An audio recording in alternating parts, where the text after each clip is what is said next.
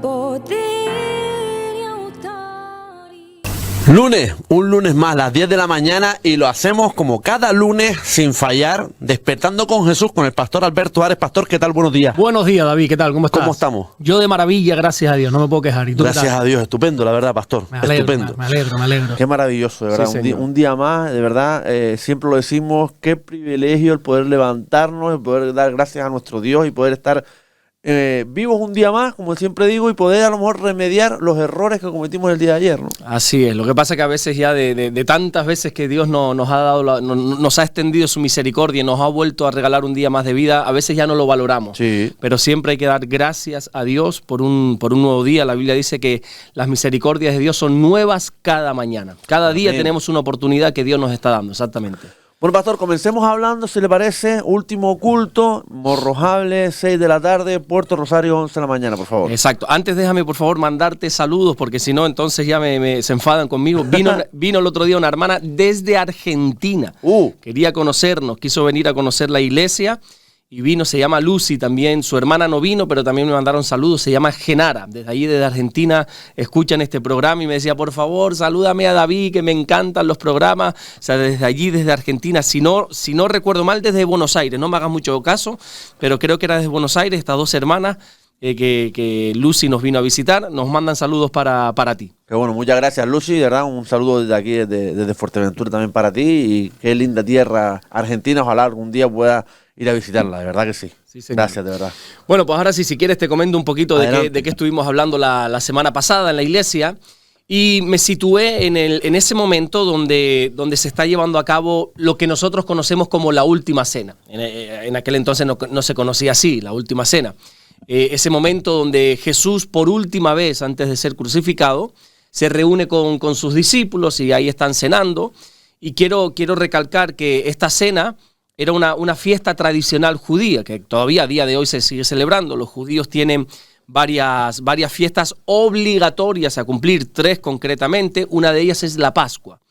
La Pascua es el recordatorio que ellos tienen, que Dios mismo lo establece en su palabra, que tenía que ser una fiesta solemne y perpetua para Él, donde ellos anualmente se reúnen con el fin de recordar cómo Dios de una manera milagrosa totalmente los sacó de la esclavitud de Egipto y los liberó y los hizo caminar por el desierto hasta que al final les entregó la tierra prometida.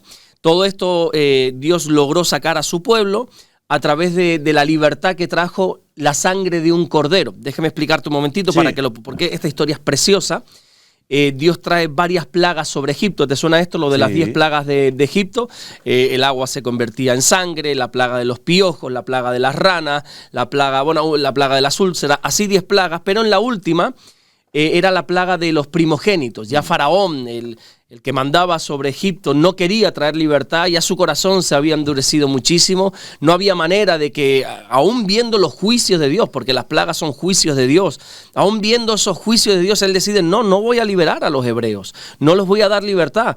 Así que Dios lo que hace es enviar ese ángel de la muerte para que murieran todos los primogénitos, pero les dice algo a los hebreos, le dice, mire, con la sangre de un cordero, tienen que rociarla sobre los dinteles de la puerta, los marcos de la puerta, por así decirlo, para que cuando pase y vea la sangre, la muerte pase de largo. Así hicieron, ¿verdad? Más adelante, siglos, milenios después, el apóstol Pablo nos va a decir que nuestra Pascua es Cristo. La sangre de aquel cordero en el pasado es la sangre que derramó Jesús en la cruz del Calvario. Es la que nos trae libertad, es la que nos libera de la muerte. Es la sangre de Jesús. Bueno, los judíos siempre se reúnen en familia para celebrar la Pascua.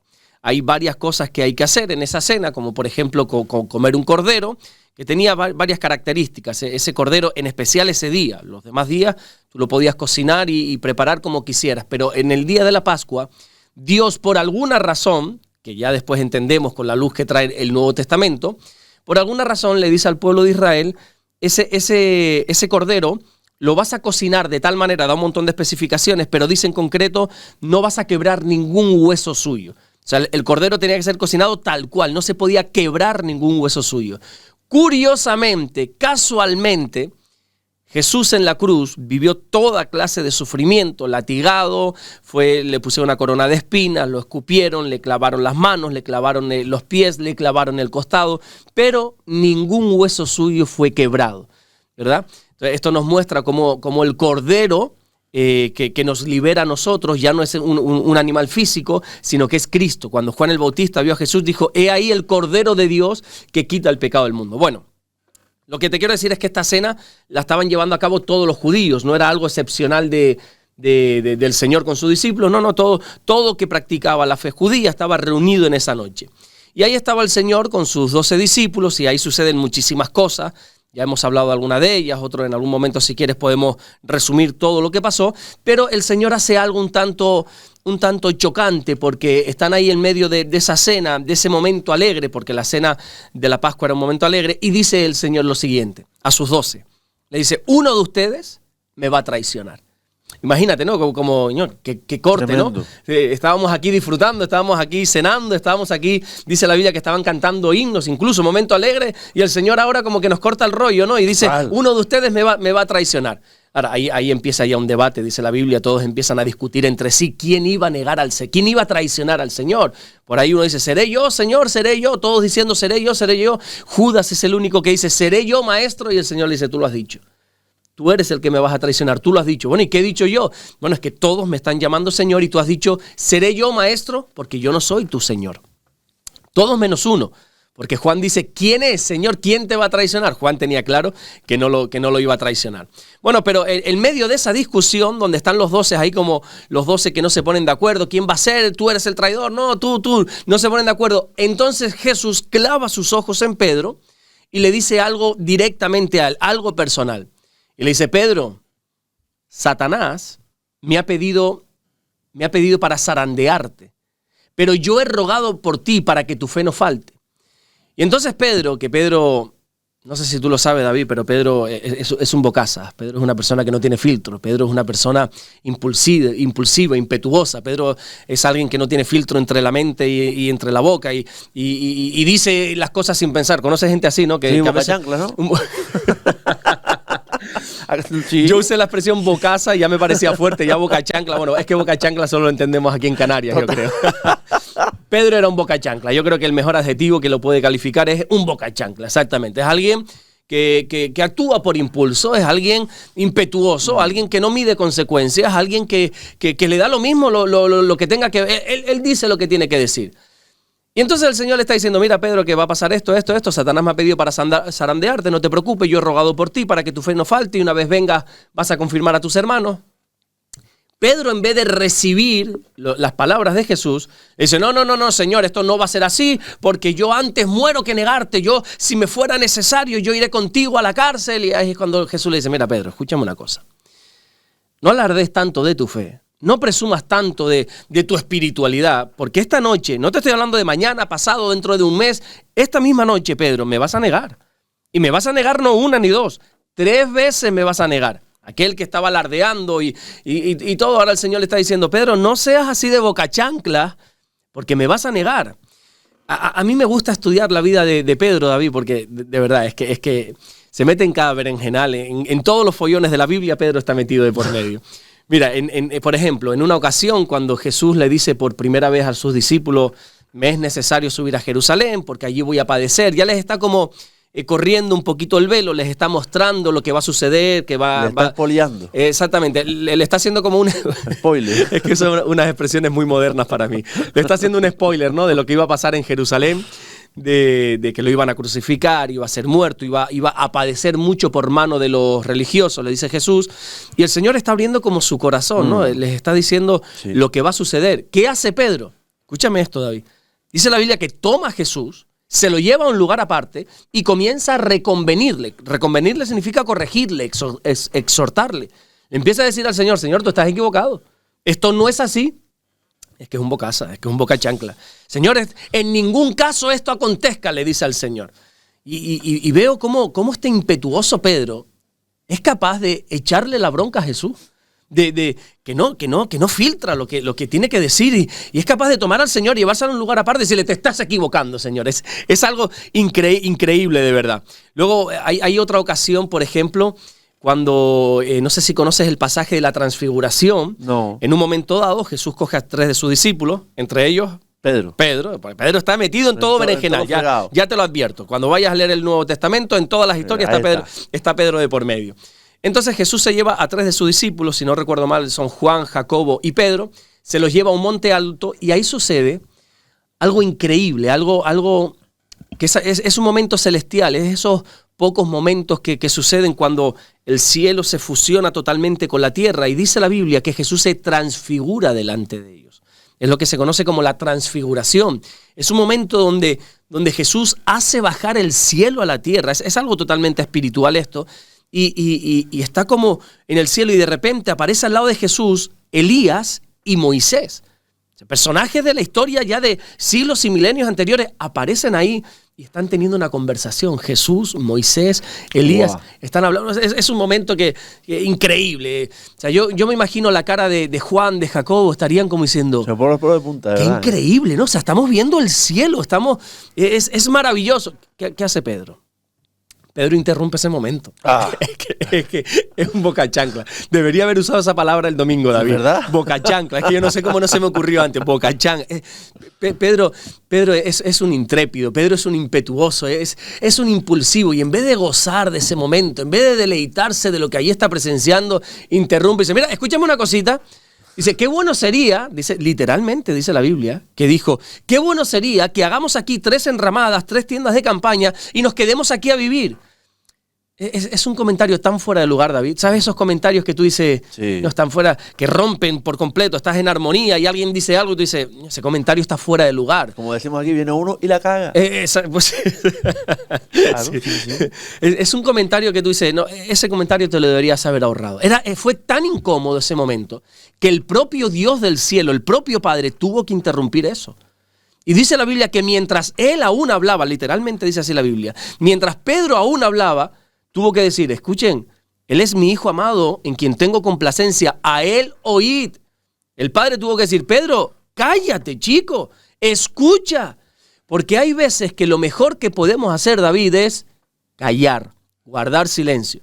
Hay cosas que quizás no entendemos en la iglesia, hay cosas que, no sé, yo sobre todo a la gente nueva siempre le digo, si hay cosas que no entiendes, en el momento lo mejor que puedes hacer es callar, luego pregunta. Pero lo mejor que puedes hacer en un momento donde se está manifestando la gloria de Dios, cállate, no interrumpas momentos, no cortes a los demás. Cállate por un momento y luego ya vas a quien tengas que ir y le dices y le explicas, pero hay comentarios fuera de lugar. Y Pedro, encontramos que él era así, él le daba lo mismo lo que ahí estuviese ocurriendo, él corta eso. Señor, mira, ¿y qué tal si...? Yo me imagino la cara de Elías y de Moisés como diciendo, pero Señor, ¿a quién has escogido tú? ¿Quién es este hombre? No, algo tremendo. Yo siempre he dicho que más vale parecer bobo y no abrir la boca que abrirla y disipar todas las dudas. Exactamente, bueno, pues Pedro abría la boca y demasiado. En otra ocasión, para ponerte más ejemplos, para que te hagas la imagen de Pedro. Pedro es una persona que en el momento del arresto de Jesús, que se lleva a cabo en el huerto de Getsemaní, en el Monte de los Olivos, dice que ahí está Jesús con 3 de sus discípulos, entre ellos Pedro está metido ahí, como siempre. Está ahí también Jacobo, Juan y Pedro están ahí. De repente, dice la Biblia, ya es de noche, ya es oscuro. En aquel entonces no había iluminación como hay ahora. Imagínate un huerto, un bosque muy oscuro. Y empiezan a venir las personas que van a arrestar al Señor. El Señor no presta ningún tipo de resistencia. El Señor se va a entregar. Incluso tiene una conversación con Judas, que es el que lo vas a entregar. Le dice, ¿a qué vienes, amigo? Y con un beso entregas al Hijo del Hombre. O sea, tiene una conversación. Él está presto totalmente a que le detengan, a que se lo lleven preso, porque él sabía lo que había venido. El impulsivo de Pedro, dice la Biblia, que coge su espada, la desenvaina y le corta la oreja a uno que pasaba por ahí, a uno de los que iban a prender a Jesús.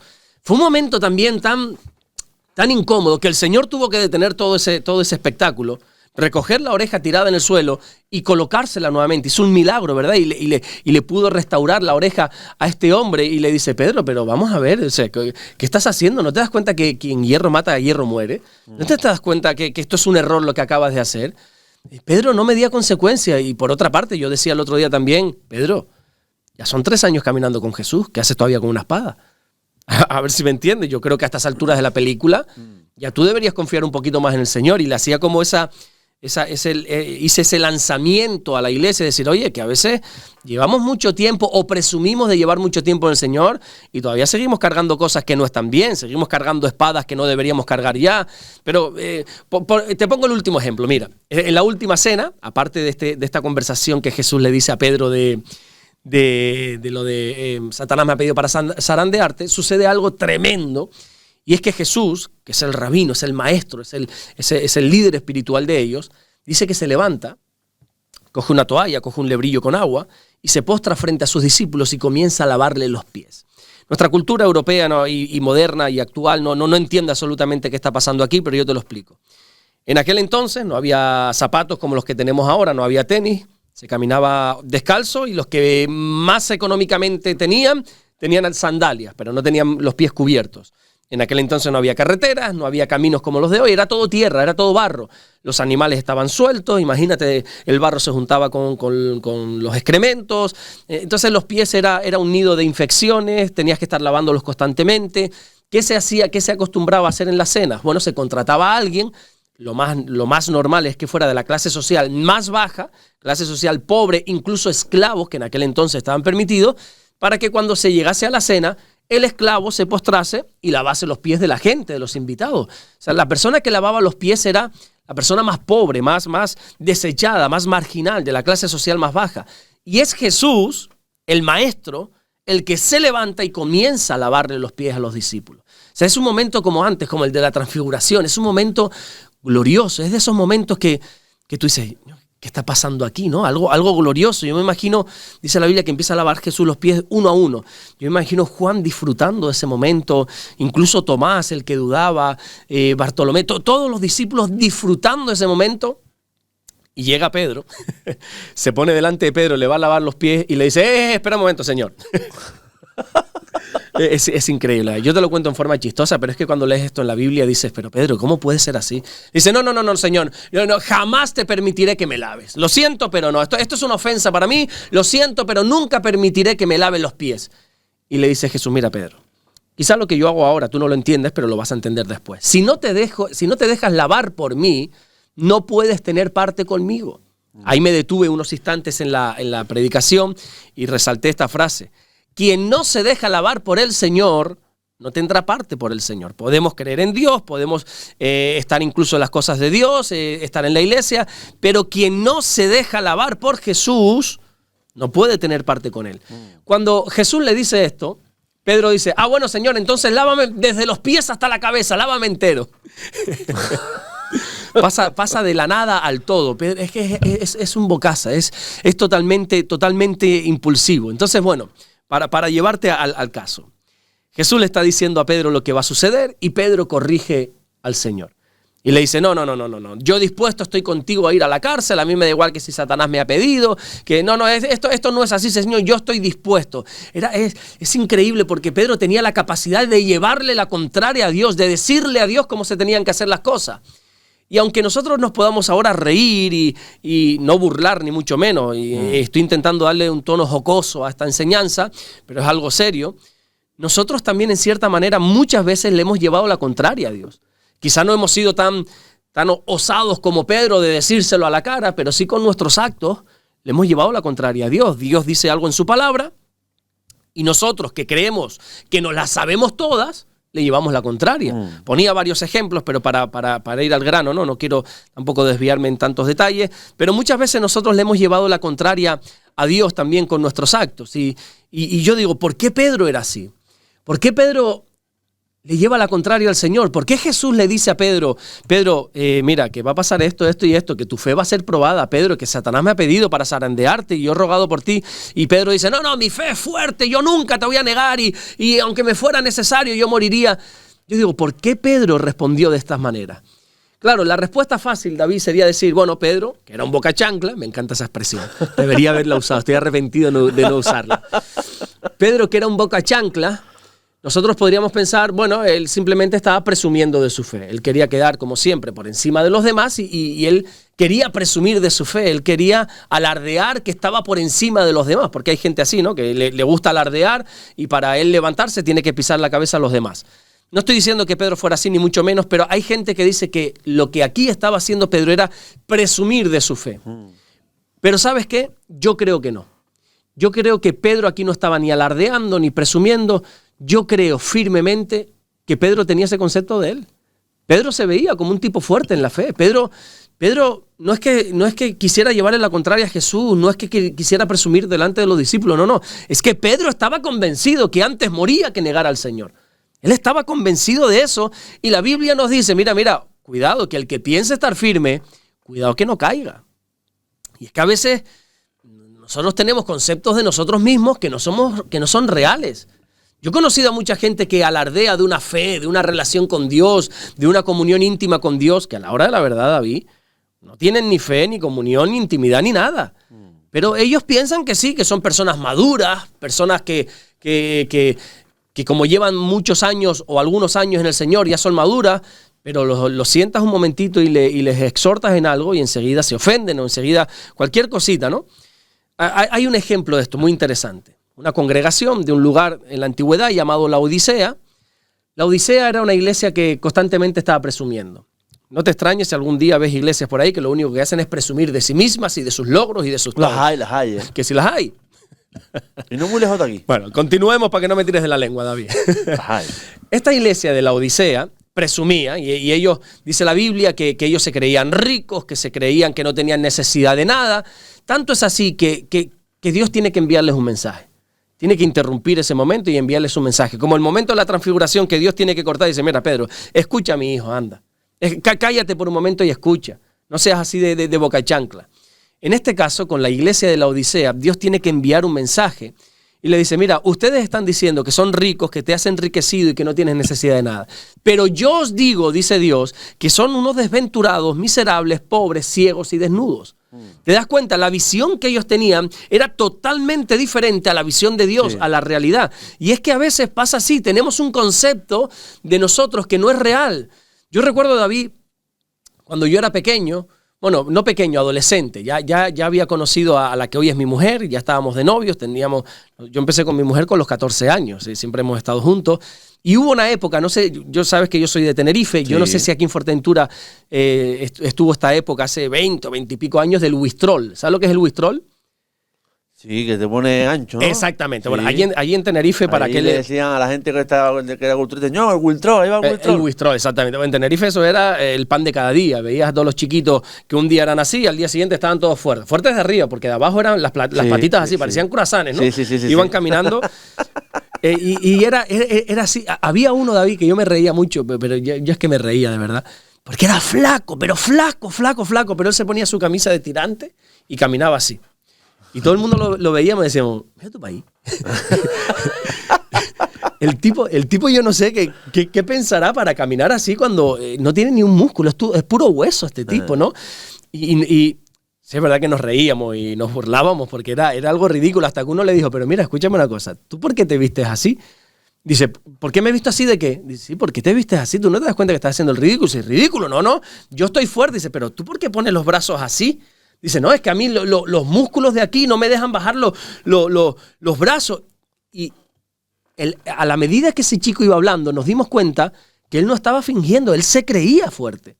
Yo creo que él se miraba al espejo y él se veía fuerte. Él no estaba intentando aparentar, él no estaba mintiendo o mostrando algo que no era real. No, David, él se lo creía. Y él caminaba como si fuera uno de estos Wistrol fuertes. Él se lo creía y era un palo, era un espagueti. Pero él pensaba que estaba más fuerte de la realidad. Y esto es lo que le pasó a Pedro. Él se veía más fuerte de lo que realmente era. Y nosotros tenemos que entender que nuestra fe va a ser probada. Y como nuestra fe va a ser probada, tenemos que saber a qué nivel está nuestra fe.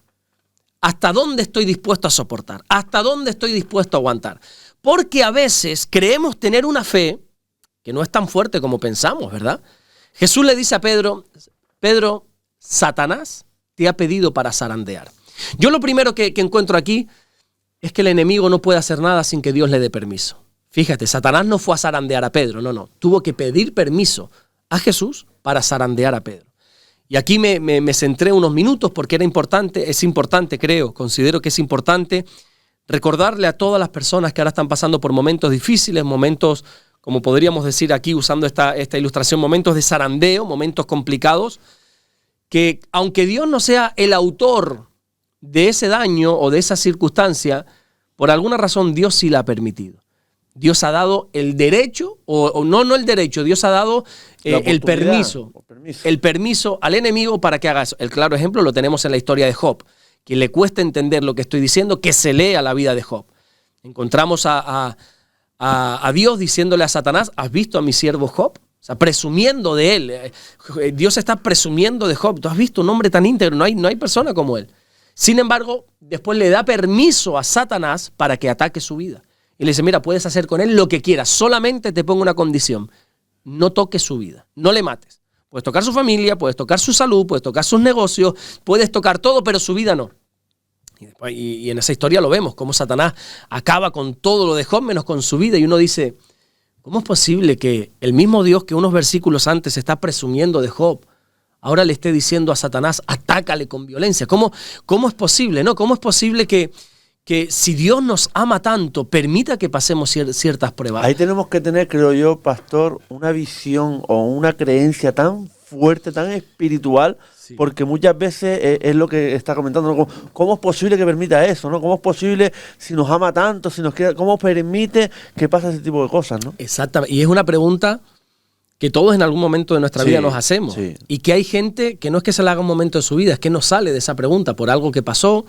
Y esa persona que dice que cree en Dios y que ama a Dios y no lo ponemos en duda, siempre se pregunta, ¿y cómo es posible que Dios permitiera esto? Bueno, ahí está ya el tema también de nuestra madurez y entender de que todas las cosas a los que amamos a Dios son para bien. Y a veces Dios permite, es que es importante recalcar el que Dios nos meta en una prueba, a que Dios permita que Satanás nos zarandee. Dios no es el autor de ese zarandeo, pero sí permite por alguna razón. Y el tema es que nosotros, nuestra visión, David, no va más allá del día de hoy. Nosotros no podemos ver, podemos pensar o imaginar qué va a ser el mañana, pero no sabemos qué va a ocurrir mañana. Dios sí. Entonces, como Dios es el mismo ayer, hoy y por los siglos, y Dios está en el ayer, en el hoy, en el mañana, Él sabe perfectamente lo que ha de acontecer, por eso permite cosas en nuestra vida por nuestro bien. Pero a día de hoy, como no las entendemos, como lo de Pedro, lo que le dijo Jesús a Pedro cuando le fue a lavar los pies, esto tú no lo entiendes ahora, pero lo entenderás después. Hay cosas en la vida que pasamos que no entendemos, pero pasado el tiempo decimos, oye, gloria a Dios que pasé por esto en mi vida.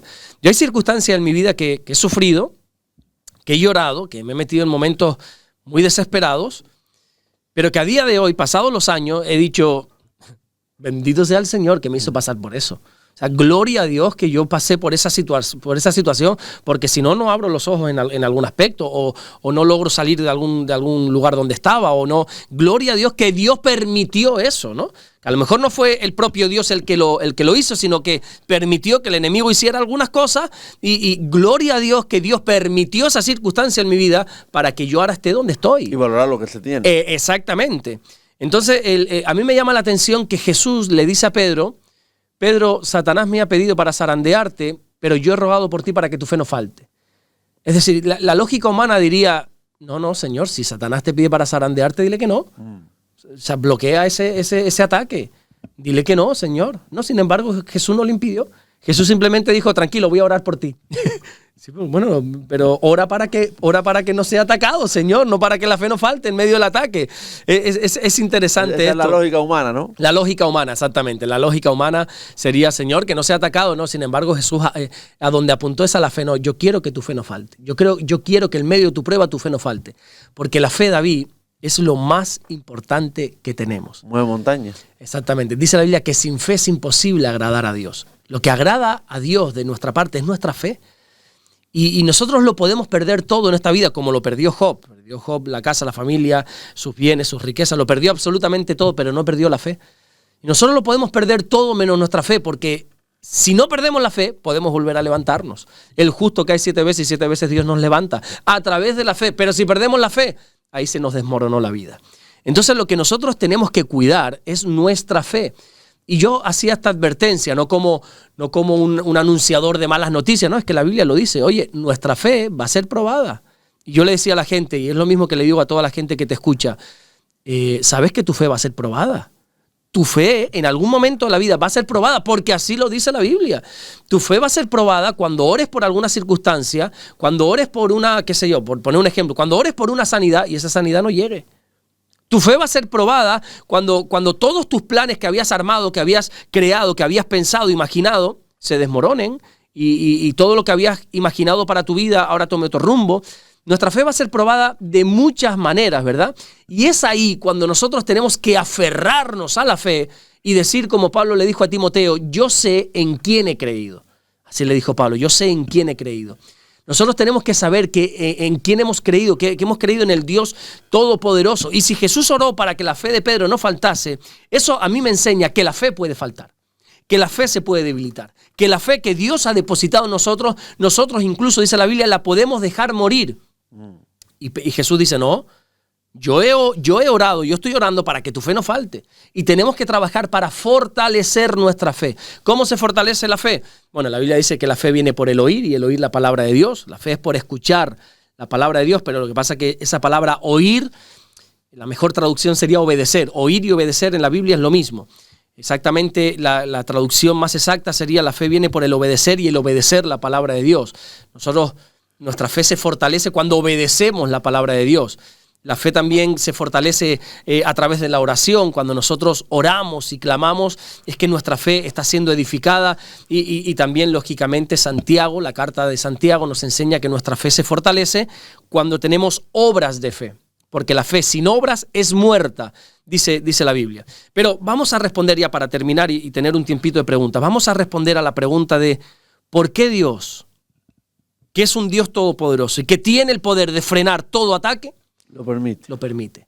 ¿Por qué Dios permite el zarandeo en nuestras vidas? ¿Por qué?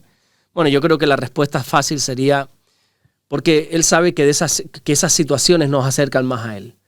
Seamos honestos, David. ¿Cuándo ha sido la temporada de nuestra vida que más hemos orado? Cuando más desesperados hemos estado, quizá. En la desesperación. No hay una estadística exacta ni concreta, pero se dice que el 90% de las personas llegan al Señor por dolor. Solo un 10%, un 5% por amor. Es decir, todas las personas o casi todas, no quiero generalizar porque siempre está el típico, no, en mi caso no fue así. Bueno, maravilloso, siempre hay una excepción que rompe la regla, ¿vale? Pero casi todas las personas nos acercamos al Señor por algún momento difícil en nuestra vida. Vimos que ya con nuestros esfuerzos no servía, que todo lo que nosotros habíamos pensado no era, que no había otra manera y entonces pues nos agarramos a un clavo ardiendo, ¿verdad? La última opción que tengo, ¿cuál es? Voy a probar a ver el Señor y como dice un corito de los antiguos, si tú pruebas todo y todo te falla, prueba a Cristo, dice ese corito. Y probamos al Señor en esos momentos difíciles y nos acercamos a Él. Y es esos momentos difíciles donde nosotros crecimos, donde nosotros maduramos, donde nosotros tuvimos más intimidad con el Señor. Hay cosas que solo aprendemos en el zarandeo. Hay cosas que solo aprendemos en los momentos difíciles. Hay cosas, como dice mi pastor José Manuel Sierra, lo que aprendemos entre lágrimas nunca se olvida. Esos momentos difíciles, esos momentos zarandeo que nos despiertan a una realidad. Yo recuerdo hace un tiempo atrás una mujer que su marido le engañó y ella lo descubrió porque lo vio, entró a la casa y lo vio y ella siempre dijo, no entiendo cómo Dios me permitió ver eso y quebró mi corazón. Y yo le dije, pero es que eso fue lo que hizo que tú abrieras los ojos. Porque todo el mundo sabíamos cómo era tu marido, la única que no sabía eras tú. Y eso quizá Dios, no digo que fuera así, no lo digo, pero puede ser que Dios tuviera que permitir eso para que, chica, abriera los ojos ya de una vez por todas y te dieras cuenta cómo era ese hombre. Entonces hay momentos que decimos, pero ¿y por qué Dios permitió eso? Porque es la única manera que abramos los ojos. Es la única manera que maduremos, que entendamos que nosotros solo podemos depender de Él. Y para terminar, déjame leerte un versículo que se encuentra en Primera de Pedro, capítulo 1, versículo 6, que dice, en lo cual vosotros os alegráis, aunque ahora por un poco de tiempo, si es necesario, tengáis que ser afligidos en diversas pruebas, para que sometida a prueba vuestra fe, dice este pasaje, mucho más preciosa que el oro, el cual, aunque perecedero se prueba con fuego, sea hallada en alabanza, gloria y honra cuando sea manifestado Jesucristo. Amén. Aquí está diciendo Pedro que cuando nuestra fe sea probada, tiene que salir con alabanza y con gloria para el Señor. ¿Qué es lo que más te llama a ti la atención de este versículo, David? ¿Te llama algo la atención a ti? Bueno, pastor, me llama la atención cuanto más afligido uno está, más tiene, porque claro, yo creo y creo que tiene toda la razón del mundo, el tema de que cuando más uno está hundido, más tiene que buscar la Exacto. fe de Dios, Exacto. más tiene que ir. Correcto, tiene que ser así. Eso es lo que me llama la atención. A mí lo que más me llama la atención, indudablemente lo que tú dices, que nuestra fe va a ser probada, pero que tiene que ser hallada en alabanza, en gloria, en honra para el Señor, es que quien lo dice es Pedro. Esto está escrito en la primera carta de Pedro. Años después de que Pedro se dejara de ser un bocachancla, un bocaza, y se dejara tratar por el Señor, ahora es Pedro quien nos dice, nuestra fe va a ser probada, y de nuestra fe tiene que ser hallada en alabanza, en gloria y en honra para nuestro Dios. El mismo que lloró amargamente, el mismo que negó al Señor, el mismo que era un impetuoso, ahora está diciendo que pasar por esas pruebas le ha servido para exaltar, para darle gloria y para darle honra al Señor. ¿Cómo cambió? Tremendo. ¿Pero cómo cambió? A través del zarandeo. Por supuesto. A través de circunstancias. Entonces, quizás si estamos pasando por momentos difíciles, lo que tenemos que saber, primeramente, no estamos solos, Jesús está rogando por nosotros, pero lo más importante es saber que de ese momento Dios va a ser glorificado. Amén. Bueno, pues tenemos un montón de preguntas, pero ya llevamos 34 minutos, así que ustedes imagínense, ¿no? Pero como siempre digo, cada palabra que dice el pastor Alberto Ares en este espacio es de vital importancia y también de gran sabiduría. Pastor, empezamos con las preguntas. ¿Qué quiso decir Jesús con el que pierda su vida por mí, la encontrará? Bien, en esa pregunta o esa declaración que hizo Jesús está dentro de un contexto, que es el contexto cuando Jesús está enseñando sobre el coste del discipulado, el coste que lleva seguir a Jesús verdaderamente, ¿verdad? Porque seguir a Jesús no es ir el domingo a la iglesia, no es leer de vez en cuando la Biblia, no, eso no es seguir a Jesús. Eso podría ser creer en Jesús, pero seguir a Jesús va mucho más allá. Y cuando Jesús está hablando del costo del discipulado, dice, si alguno quiere venir en pos de mí, niéguese a sí mismo, tome su cruz y sígame. Y es ahí cuando dice, porque todo el que quiere salvar su vida, la perderá. Y todo el que pierda su vida por causa de mí, la hallará. Ahora bien, ¿qué significa perder la vida? Bueno, perder la vida tenemos que partir de la base que no está hablando de perder la vida físicamente, no está hablando de eso necesariamente, ¿vale?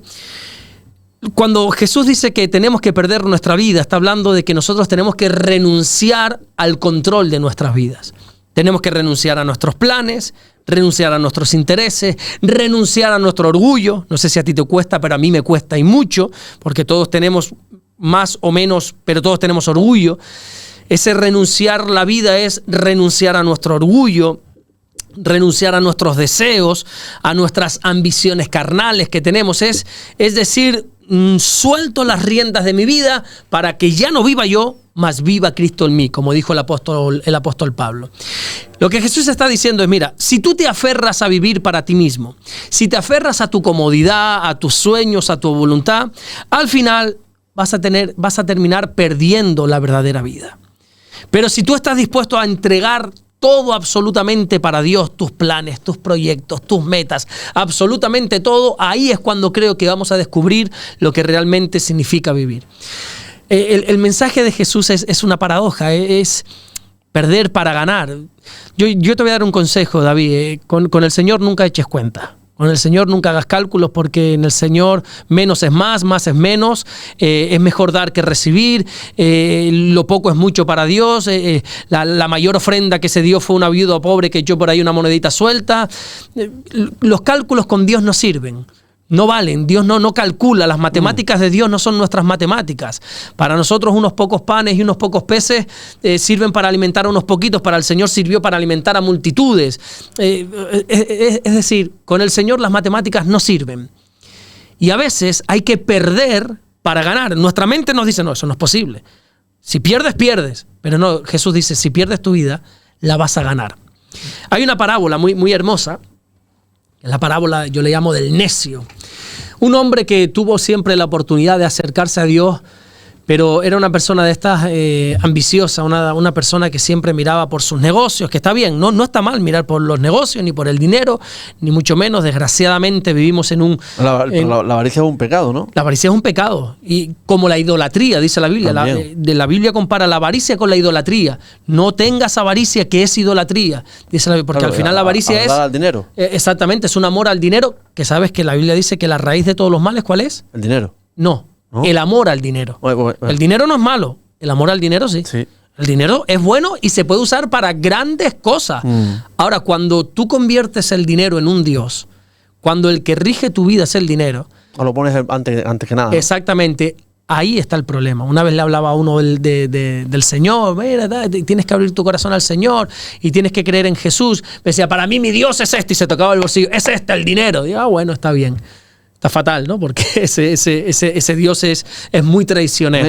Y es más, yo considero que el dinero lo tiene gracias a Dios. Exactamente. Bueno, no siempre es gracias a Dios, porque hay riquezas, hay ganancias deshonestas, dice la Biblia. Ah, bueno, también. Hay ganancias deshonestas, la procedencia del dinero no siempre es una procedencia limpia. Cuando tú tienes dinero a causa de explotar y de extorsionar a otros o a costa de vender cosas que no son lícitas y cargarte la salud de otros, ese dinero no está bendecido ni muchísimo menos. Yo creo que uno tiene que seguir el consejo que Dios o el mandamiento que Dios le dio a Adán: con el sudor de tu frente Ganarás el pan. ganarás el pan. Lo No que con pasa el sudor del frente. hay algunos que están ganando con el sudor del de enfrente, ¿no? Y en este país muchos, ¿eh? Y en este país, desgraciadamente, Parece muchos, que prima más el tema de vivir de las ayudas que vivir de exactamente, trabajando. pero bueno, también es porque es lo que se presta ahora mismo. Por O sea, supuesto. si trabajando ganas 1.200 y con ayudas ganas 1.000, ¿para qué voy a trabajar, David? Pero bueno, yo soy de los que piensa que siempre y pastor. cuando pueda evitar las ayudas, mejor. Gracias a Dios, hace muchos años atrás, el Señor me dio una palabra y me dijo: al trabajo de tus manos he dado bendición, por tanto tus bienes han aumentado sobre la tierra. Job capítulo 1, versículo 10. Esa palabra me la dio el Señor en medio de una crisis que yo estaba viviendo terrible, no tenía ni un céntimo. Yo estaba viviendo en aquel entonces en casa de mi suegra, recién casado. Esa No tenía... fue la época, perdón porque lo corto, pastor, en la época de los entrecós. De los entrecós, no. no es esa época, pero parecida también, muy escasa. Una época pero que muy escasa que yo viví. Y yo le decía: Señor, no entiendo nada. Y Él me dijo: al trabajo de tus manos he dado bendición, por tanto tus bienes aumentarán sobre la tierra. Y ahí entendí que Dios me ha llamado a trabajar, que es verdad que tengo un llamado al pastorado, que es verdad que tengo un llamado para predicar la palabra, y Dios me ha dado dones, talentos para esto, pero yo tengo que trabajar y yo me sostengo económicamente de mi trabajo con las manos. Yo soy instalador de aire acondicionado y tengo mi pequeño negocio, y yo trabajo porque entiendo que ahí está la bendición. Y a mí la gente me puede decir: es que mira cómo vive, mira lo que tiene. Di lo que quieras, hasta este móvil, ¿sabes quién me lo ha dado? Dios y el sudor de mi frente. A mí nadie me ha regalado nada salvo Dios. Entonces yo entiendo que aquí pues hay que trabajar. ¿Y a qué venía todo esto? ¿De qué estábamos hablando? ¿De qué quiso Es que como me saques el tema de las ayudas. Su vida por la mía la encontrará. Claro que no desviamos el tema, ¿no? Es que si me tiras de la lengua, David, yo aquí me explayo. Bueno, lo que estábamos hablando, esa parábola de ese hombre que tenía la oportunidad de entregarse al Señor y de hacer las cosas bien, pero decía: no, yo tengo que trabajar, derribaré mis graneros y los haré más grandes, y para almacenar, y luego lo logró, toda una vida trabajando, almacenó mucho, y ahora cuando dijo: alma mía, muchos bienes tienes, ahora sí, siéntate, come y reposa. Y escuchó una voz de Dios que le dijo: necio, esta noche vienen a pedirte tu alma, y lo que has provisto, ¿de quién será? Entonces, este hombre, aparentemente para el mundo, ganó su vida porque fue grande, tuvo graneros, tuvo dinero, tuvo todo, pero perdió su vida para con Dios. Hay muchas veces que dice: vas a ser el más rico del cementerio. Sí, vas a ser el más rico del cementerio, exactamente. Ganar y ganar y ganar. Hombre, si somos honestos, a todos nos gustaría tener más dinero, claro que sí, pero si el ganar más dinero es a precio de perder mi relación con Dios, que tu dinero perezca contigo, como le dijo Pedro a un hombre, ¿no? Amén. Para mí el dinero, claro que es importante, y se sostiene la obra de Dios muchas veces con dinero.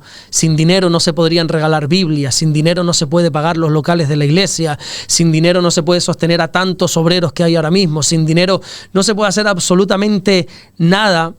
Pero primero está Dios. Yo creo que Dios es el que respalda siempre la obra. Una vez me dijo una persona que daba mucho para Dios, daba mucho en una iglesia, mucho dinero. Era un tipo que tenía una empresa pudiente, tenía bastante dinero. Y una vez dijo, bueno, es que yo me quiero ir de la iglesia, pero es que me da pena. Y digo, ¿por qué te da pena irte? Porque yo ya sabía por dónde venían los tiros. Dice, me da pena porque sé que si me voy, la economía de la iglesia se va a ver afectada. Y yo le dije, pero mira, tú no eres quien sostienes la iglesia. Dice, no, es que con lo que yo aporto se paga el alquiler. Digo, no, tú no has entendido nada todavía. Qué bueno, gracias a Dios y gracias a ti que estás aportando esto. Sí. Pero la iglesia la sostiene el Señor. Amén. Y si tú te vas, el Señor envía 30 como tú, no hay problema en eso. Entonces, el dinero nunca tiene que ser un problema para el Señor. Y entonces uno tiene que poner primero a Dios. La Biblia, Jesús dijo en el Evangelio de Mateo capítulo 6, versículo 33, poned a Dios en el centro, el reino de Dios y su justicia, y todo lo demás viene por añadidura. Amén. ¿Cuántas veces nos esforzamos por cosas que por más que luchemos, por más que trabajemos, por más que nos sacrifiquemos, no las logramos? Y luego uno se acerca a Dios y Dios te las da, te premia con eso. Y uno dice, ¿qué cosas? No, en toda una vida no he logrado esto, fue acercarme a Dios y enseguida fui más que bendecido. Porque así es el Señor. Entonces, el mensaje de Dios es, tienes que perder tu vida para ganarla. Esto lo podemos entender cuando visualizamos la vida en dos partes. Todo ser humano, David, tú, yo, absolutamente todos, nuestra vida está separada en dos. No es que tengamos dos vidas, no. Nuestra vida está separada en dos. Por una parte está la vida terrenal, que es la que vivimos aquí, 60, 70, 80, 90 años, 100 años, 104 como mi abuela. 104, la de las cucharitas. El de las cucharitas del avión, exactamente. Y luego tenemos nuestra verdadera vida, que es la eterna. ¿Cuántos años es eso? No, es eterna. Nuestra mente no entiende porque nuestra mente lo concibe todo con un principio, con un final, pero la eternidad es eterna. Es incomprensible ese término eterno para nuestra vida. Entonces, nuestra vida está separada en dos, la terrenal y la eterna. Lo que Jesús está diciendo es, una vida se sacrifica por la otra. Si tú quieres ganar la vida, está hablando de la vida eterna, tienes que perder esta vida, que es la terrenal.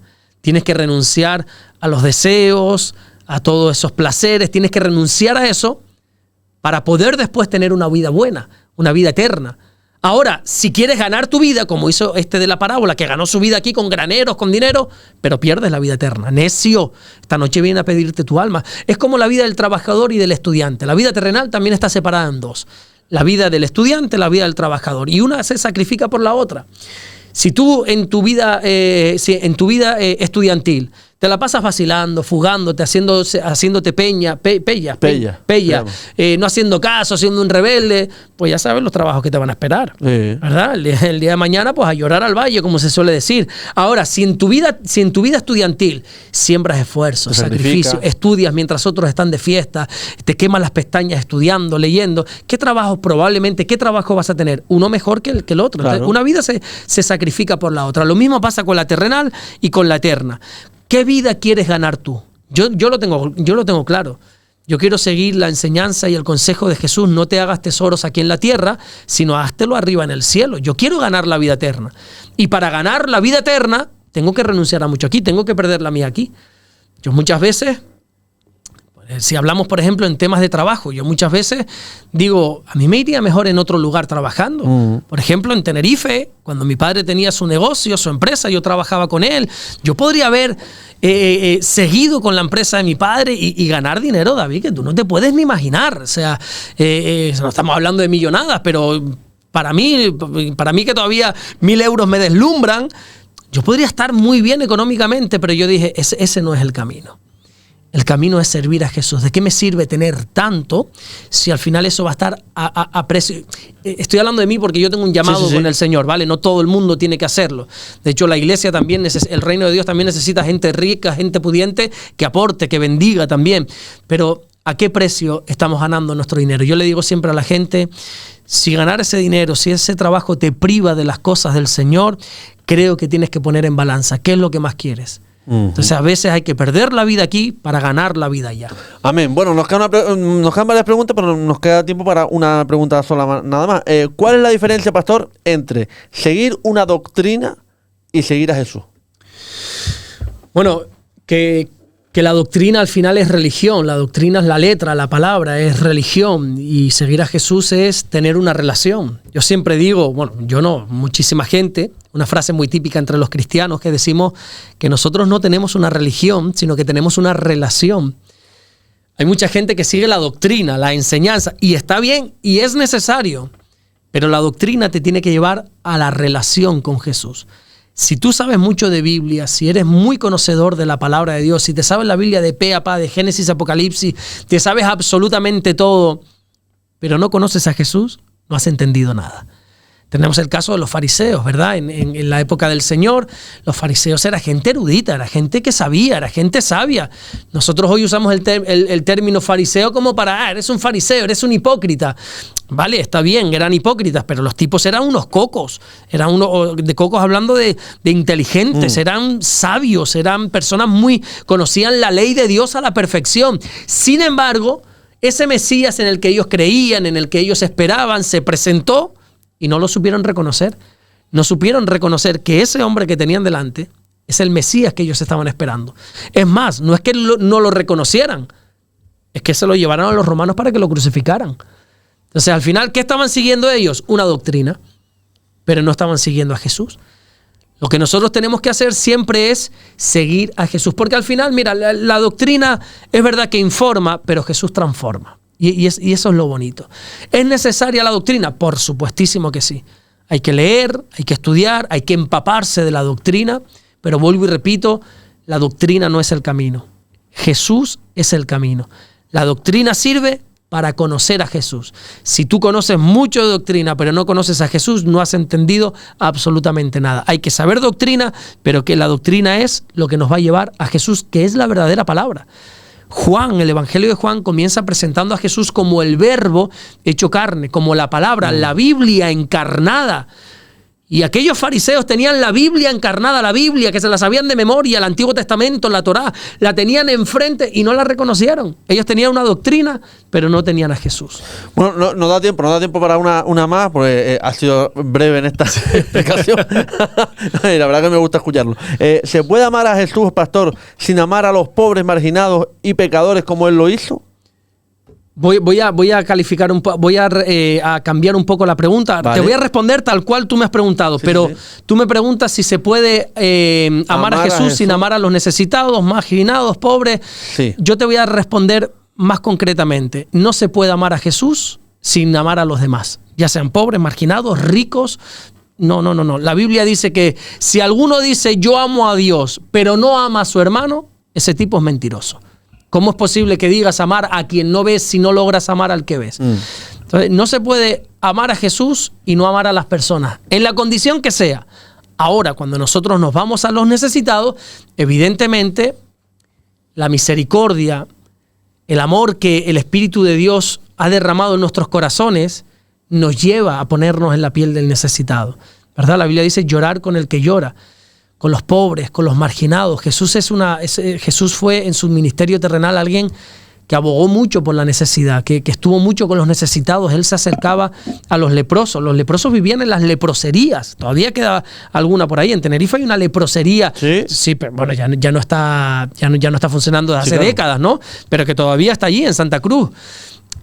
Pero Jesús se acercaba a esos leprosos que vivían marginados. Jesús entraba en el estanque de Betesda, donde había muchísima necesidad y enfermos. Jesús se juntó con una mujer que era la samaritana, una mujer que tenía una pésima reputación. Uno de los títulos de Jesús, ¿sabes cuál fue?